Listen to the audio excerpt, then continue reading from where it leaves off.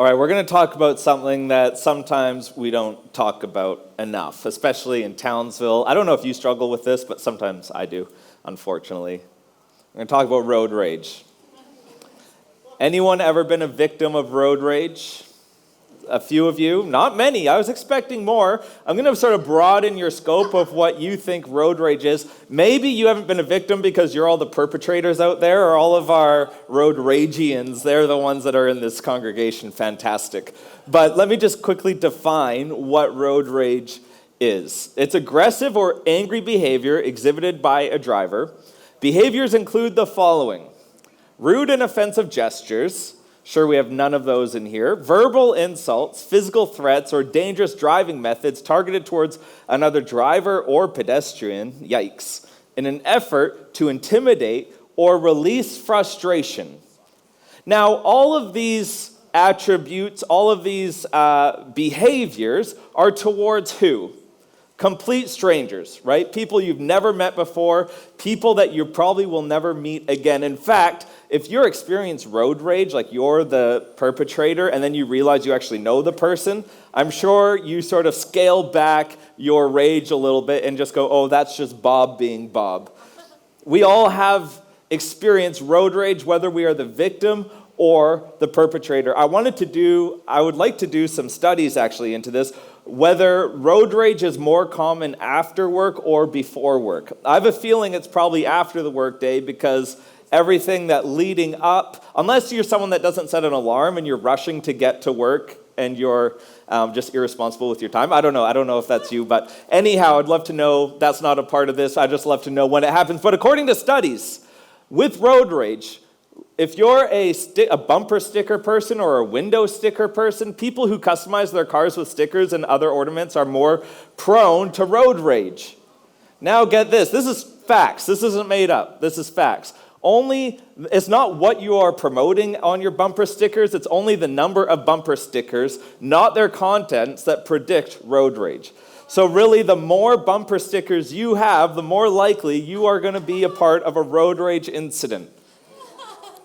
I see some of you thinking, I need to rethink life choices. Only the number of bumper stickers, not their contents, predict road rage.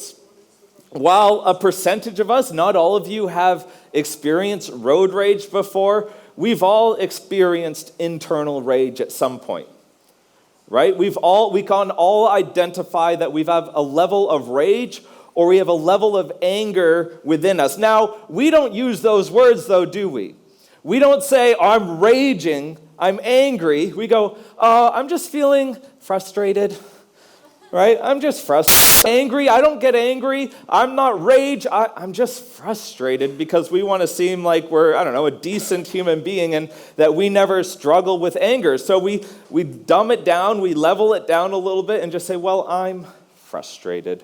What I'm experiencing isn't because of who I am. What I'm experiencing is because of what someone else has done.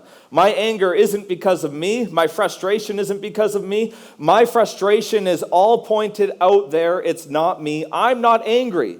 I'm just frustrated. But you know this. Frustration is anger. And I've learned this throughout my life, because I'm someone that would say, I'm not angry, I'm just frustrated. Until I caught myself and I went, well, what is the difference? Now, please, if you're out there and you can come up with an actual difference between frustration and anger, I'd love to hear it, so that moving forward with my life, I can continue to say I'm frustrated and I'm not angry.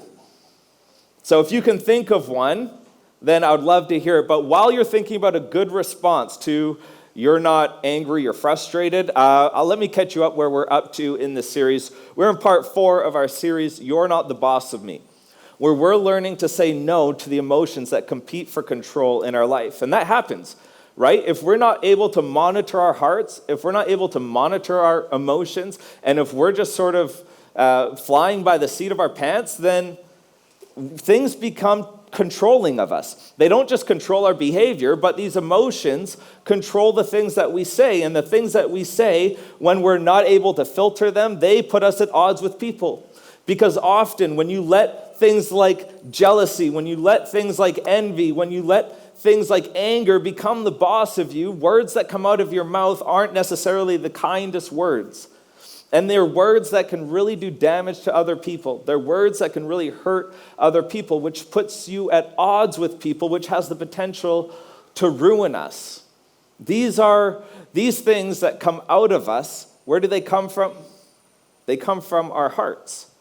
It's not just random when we say hurtful things to other people. It's not just random when we're struggling with envy or we fall into the comparison trap or we feel this where our guilt is creating our actions. It's because those things are already in there. Jesus said it this way. He said, but the things that come out of a person's mouth, they come from the heart. They come out of your mouth because they were already in there, and we can try to use the excuses like, that's not me, that's way out of character, I never say things like that. We can try to make ourselves feel better by saying that, but the reality is, the things that come out of the heart and out of the mouth were already in our hearts. And these are the things that defile them. And if you don't know that defile word, that's what puts you at odds with God because you're getting put at odds with God's people.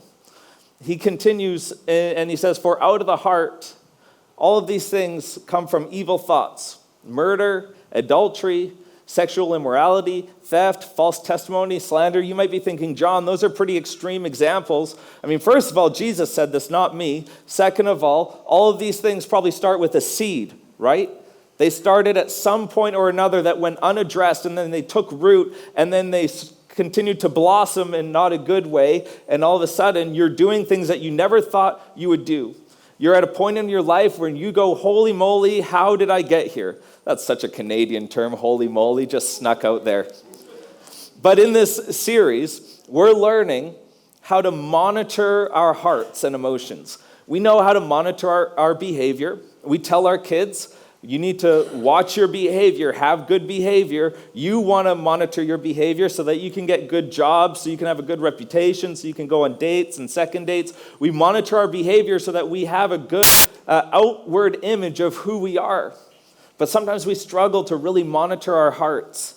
We say that I can just deal with that later. And you know this, that a later problem becomes a greater problem. And the later you let things fester and foster within your hearts, the more sort of control they have over you. And you can all of a sudden feel like your life is out of control.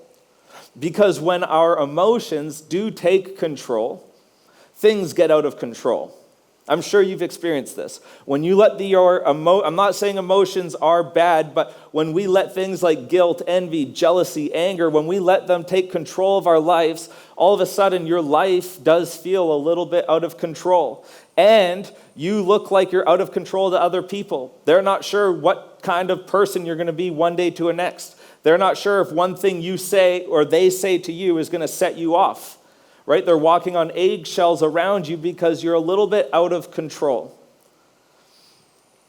And so whether it's guilt, whether it's envy, whether it's insecurity or fear that takes control, things get out of control when we allow them to. And today, we're going to talk about anger.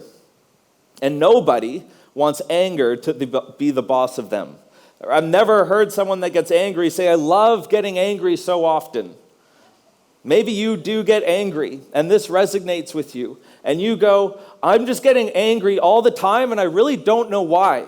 I can't put my finger on it. I don't know why I'm sort of going off at my students in class or going off at my kids or my husband and I. We continue to argue. We continue to fight. I can't seem to get along with my kids. I wake up every morning going, today I'm not going to be angry. I'm going to be patient. I'm not going to yell.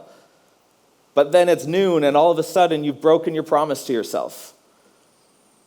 And anger can be shown in many different ways. You might have external anger or extroverted anger where, steam comes out of your ears and you've got your vein bulging in your forehead and you're yelling and you can't control yourself. But maybe you have an internal anger, which I know a lot of us have, where your silence is absolutely deafening to those around you.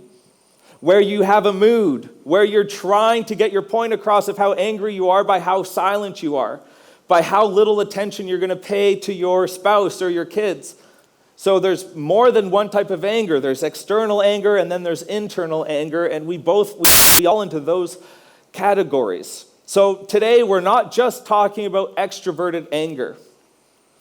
Today we're going to, because there are two types of anger. There's extroverted anger, and then there's this crusader anger. And that's not a bad anger. This is the type of anger that stirs people up to go against injustices. Right? You're so angry at what you're seeing in the world that you can't sit on your hands anymore and you have to do something about it. And many problems, many injustices in the world have been tackled head on because of these sorts of crusader anger. You can call it a holy discontent, something that's within you that just stirs up and you can't not do anything about it. I mean, child labor laws have come into place because of this crusader anger. Women's rights have come into place because of this crusader anger.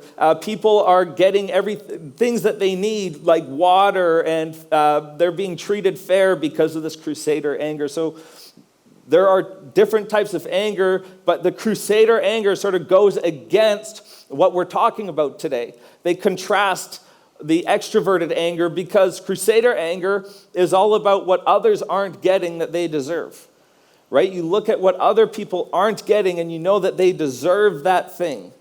But our anger, our rage, our frustration is sourced in what I'm not getting that I'm sure I deserve. I'm not getting something that I know I deserve. This one is all about others. This one is all about me. Right? This one's all about helping others. This one's all about making sure that I get everything I want or everything that I think I deserve. And looking at what James said about this, if you don't know who James was in the Bible, he was the brother of Jesus, and he was confident that his brother was his Lord and Savior, that his brother was the Messiah, that his brother was the Son of God. And he became an early leader in the church of Jerusalem. He was like one of the first pastors. And this is what James has to say on this subject. He says, "Who is wise and understanding among you?" This is a letter that he's writing. And I love this question because when you get asked, who is wise? I mean, you probably go, I'm wise, right? You just want to associate yourself with that wise. So I think he's sort of setting his readers up to lean in and engage. And it's like, oh, he's writing to me because I'm wise and I'm understanding. So who is wise and understanding among you? A wise person, what do they have? A wise person has insight, right? Wise people understand life is connected. And they keep things in perspective. They keep everything in perspective. They understand that the actions that they have now probably have implications, and they keep everything in perspective. Let them show it by their good life, by deeds done in humility that comes from wisdom. Wise people are always humble. They always have this level of humility within them. And wisdom, when you have wisdom, it always leads you to humility. And I know we want to all be known as humble people. We all want to be known as people that have humility. Because arrogance, nobody wants to be arrogant, do we? We don't want to be known as the arrogant one. You don't want to be known as the one who knows it all. Arrogance doesn't make any sense. It's irrational. Humility, though, is powerful, but it's not natural. It's not something that's natural. And James continues and says, "But if you harbor bitter envy and selfish ambition in your hearts, if you let things dwell within you, if you let that stuff live down there unaddressed, it's eventually going to be a problem. If you have things that are within your heart that you know are problematic, and you just say, you know what, I can probably just push that down, push the tire down the road a little bit. Within a couple months, I'll be fine. Time is going to heal everything. And we just leave it dwelling within our hearts. It's going to become a problem later on. We can't just brush these things under the rug. We can't just cover it up, because eventually, when you get shook, when things become stressful, when things feel out of control, what you let dwell within your hearts is going to come out eventually. And so James says, but if you harbor bitter envy and selfish ambition in your hearts, do not boast about it or deny the truth. James is saying, do not get stuck and satisfied. Don't just be Don't let those things dwell. Don't be satisfied with where you are. Don't be stuck. Let's do something about it and let's move forward. Don't pretend to be fine. You ask someone, how you doing? They go, oh, I'm fine. Right? You often know they're not fine, and maybe they want a follow-up question, but fine people normally aren't fine. We just don't know how to address the emotions that are going on inside, especially, with the way that men have sort of been role modeled how to deal with emotions growing up. Men, I know we particularly struggle with this.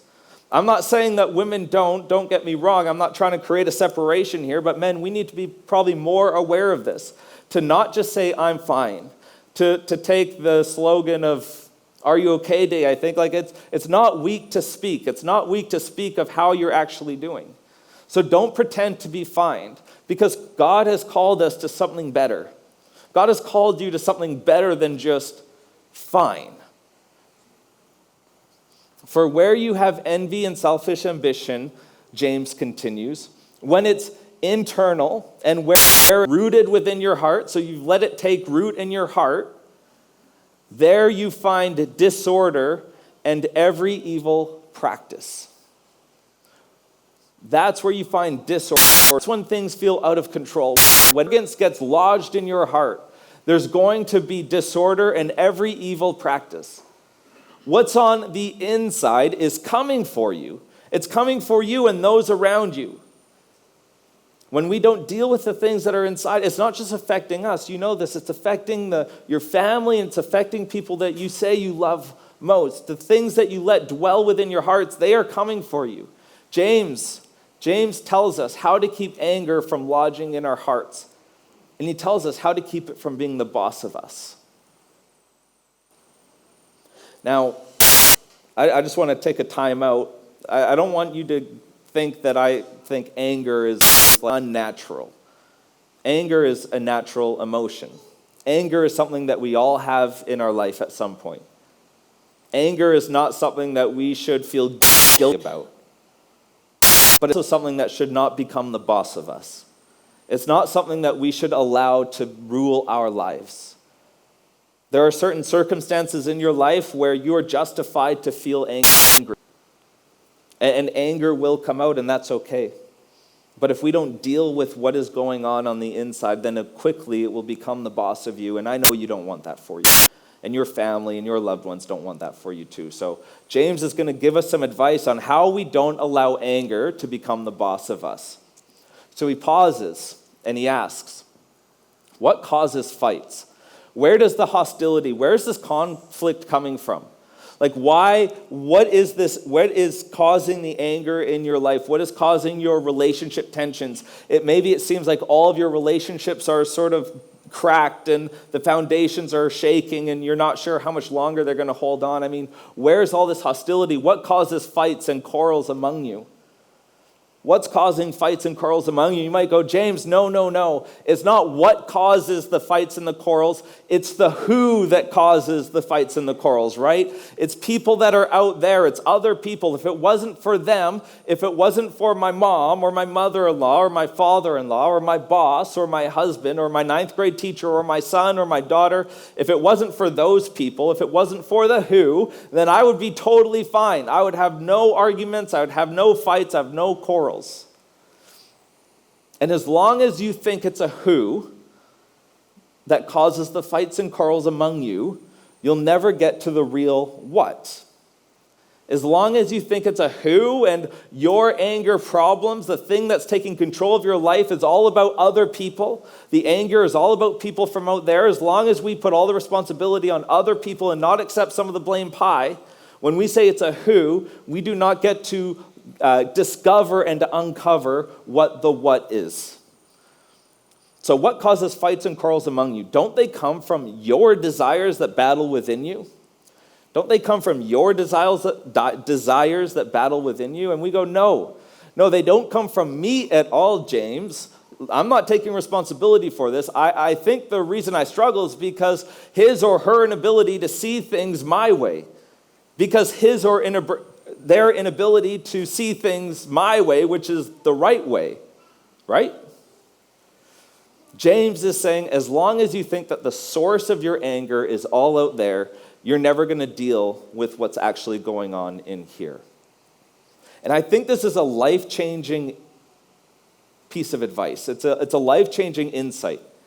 In any relationship, if both parties are able to do this, where there is fights and quarrels among you, where there is relationship damage, where there is tension among you, if both parties are able to embrace the fact that the anger, the tension, is coming from each of our desires from within, the desires that battle within us, and be able to recognize that and owning a part of the blame pie, I think that would really help improve our relationships, improve our damaged relationships, improve the fights and quarrels that you seem to always have with one another. If we can embrace this, anger will never be the boss of us, because we're actually dealing with the source of the anger. We're not putting the anger onto people out there and saying it's all their fault, but we are owning part of the blame pie. Let's read the verse again. Don't they come from your desires that battle within you? And I'll just take another time out. I just want to make sure that we're clear on this. In this message, this is like a how-to series. Obviously, I'm not experienced enough. I don't have enough education in this manner to give you all the advice you need if anger is something that you really struggle with. I'm just sort of giving you like a beginner's guide. And if anger is something that you've continued to struggle with, I mean, there are professionals out there that can really help you out. There's no shame in going to see counselors. There's no shame. God has put counselors in place to help us with things such as this. So please, don't think that this is all you need to address your anger issues. If anger is something that you feel like you need a little bit more help with, go see someone for help. That's true for all of these different things that we're talking about in this series. Anyhow, don't the fights and quarrels come from your desires that battle within you? And the answer is yes, they do. Every single time. We fight and we quarrel because we're not getting something that we want, because we're not getting something that we desired. And you might go, John, but I earned it. Right, you're not getting what you earned. You're not getting what you want. But John, they promised this, right? You're not getting what you were promised. You're not getting what you want. But what they did just wasn't fair. You wanted to be treated fairly and you weren't. You wanted to get a certain level of respect, but you didn't. You wanted to be talked to a certain way, but they didn't. But John, that wasn't fair. That's right. You weren't getting what you wanted. And if you pause when the anger is rising to acknowledge this and recognize that part of the problem is mine, we can all feel when we're starting to get angry. When we can pause and recognize that part of the problem is mine, it's absolutely liberating. And it can cut that tension right off at the knees. James continues, it says, you desire, but you do not have, so you kill. That's a little bit dramatic, right? But what we talked about before was when we let things take root in our hearts, it all starts from a seed, and then it grows and it grows and it grows. His point is this: if we don't recognize that the source of our anger is in here, is coming from within, and it's not out there, we have the potential to take things to an unhealthy and even destructive extremes. What's behind murder? Somebody wanted something. When we can't recognize that part of our anger is coming from within and not out there, then things can be elevated to an unhealthy or destructive level. You are envious and cannot obtain, so you fight and quarrel. Right? The source of our anger isn't out there, it's in here. You are envious and cannot obtain, so you fight and you quarrel. And so we recognize that we aren't getting our way, or we're not getting something that we want. When you're feeling anger and you're feeling frustration or rage, whatever you want to call it, we need to recognize that we're not getting our way and we're not getting something that we want. I want what I deserve and what I was promised, right? I want what I deserve and what I was promised. Should you be upset? Yeah, sometimes. But when you own your slice of the argument pie, it brings the temperature all the way down. It brings, when you both own part of the argument pie, it brings the temperature all the way down. And I want to give you a suggestion, something that you can apply the next time you feel like you are in a fight or you're in a quarrel, you are have tension with somebody else. Maybe it's at work or with your kids, whoever it is. I want you to try this and watch how effective it is. It's a showstopper. So when you're in an argument, say this. You know what part of the problem is, don't you? You know what part of the problem is, don't you? I'm not getting what I want. Try it. I bet you it will completely eliminate the argument because they'll go, okay, right? I'm not getting what I want either. You know what part of the problem is, don't you? I'm not getting what I want.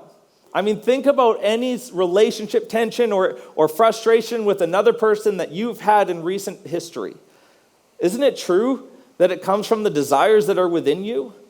That maybe they're not meeting your expectations, so the bigger the gap of expectation and reality, the more frustration there is in that gap. You know what part of the problem is, don't you? I'm not getting what I want. Let's practice saying this out loud together, okay? Let's go. You know what part of the problem is, don't you? I'm not getting what I want. Okay, let's say with a little bit of attitude, and let's raise the volume. You know what part of the problem is, don't you? I'm not getting what I want. Right? Isn't it true? So next time you're in an argument with someone, just say that and see what happens. I dare you. Double dog dare you. So what is your relationship with anger? What's your relationship with anger? Do you let it boss you around? Does it control your mouth or your mood? Are you ready to put an end to that? Is it finally time to address what's causing all the anger? Are you ready to put an end to it? If you are, you'll have to humble yourself and face the difficult fact that part of the problem is you're not getting your way. And when you feeling that anger rise up, we need to tell it. Anger, you're not the boss of me. You're not the boss of me. I don't want you to control my life anymore. I don't want my family to walk around like they're on eggshells. Anger, you're not the boss of me. I'm on to you, anger. You want me to think that it's all about them, but it's not. Part of the problem is I'm not getting what I want. Anger, I'm going to own my slice of the blame pie. Besides, I've said this every week in this series, if you're a Jesus follower, you already have a boss. He's a boss who didn't always get his way either. You have a boss who said no to what he wanted so that we could get what we needed most. And Paul said this about Jesus. He said that who being in very nature God did not consider equality with God something to be used to his own advantage. Like Jesus didn't drop the God card to get out of his own situations. He didn't say, well, do you know how good I am? I mean, if you're here, I'm up here. No, Jesus did not consider equality with God something to be used to his own advantage. Instead, he made himself nothing by taking the very nature of a servant. Then Paul spells out how followers of Jesus, how they could live this principle. He said, in your relationships with one another. With who? With who? One another. Not just a few people. Not just the people that you feel like doing this with. In your relationships, in all your relationships with one another. With your parents that you haven't talked to for a long time. With your kids who you're distant from, with your boss, with your sister, with your roommate, with your colleague, with the person that's been gossiping at work, with all of your relationships with one another, have the same mindset as Christ Jesus, who humbled himself, who made himself like a servant, who served other people. It's okay to not get everything that we want or that we deserve. It's better to not get everything that we want and deserve if that's what it takes to keep anger from being the boss of us. One reason that following Jesus will make your life better and make you better at life is that he nudges us away from self-centeredness and arrogance and towards other-centeredness and humility. Away from self-centeredness and arrogance. When you follow Jesus, he's nudging you away from self-centeredness and arrogance and towards other-centeredness and humility. And that results in a bigger and better life, one in which anger will not be the boss of you. When you can live a life of humility and focused on others, I mean, that's just such an attractive quality for us to have. And that is living the way that Jesus encouraged us to live our life. So next time you feel anger becoming the boss of you, you say, anger, you are not the boss of me. I am going to accept my slice of the blame pie. My anger is not coming from what they did. It's coming from the desires within me. And I will not let you be the boss of me. Amen? All right, I'm going to pray, and then we're going to invite the kids up to do their dance. God, thank you for this time. And thank you for Jesus, that he models what it means to live a humble life, an others-centered life, God. Father, this week we want to say no to the emotions that compete for our control. God, we recognize that emotions are natural, God, but we don't want them to run our lives, God. We want to surrender and humble ourselves before you and be led by you. Thank you for this time in Jesus' name. Amen.